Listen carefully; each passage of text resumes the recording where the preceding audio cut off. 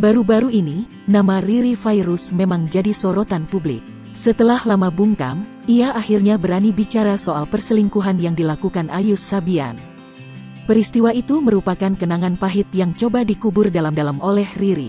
Meski begitu, masa-masa sulit tersebut kini telah terlewati.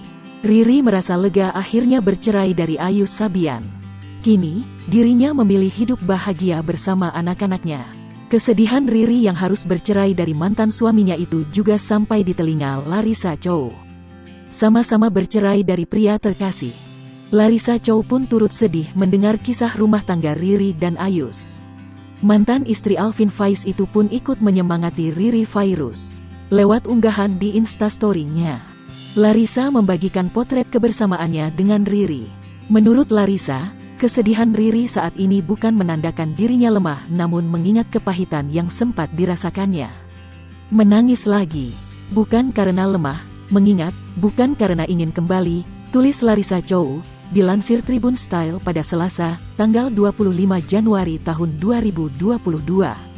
Tapi ada masa sulit, kenangan buruk dan rasa sakit yang tetap akan terasa, ketika waktu mengembalikan kembali rasa masa itu, imbuhnya.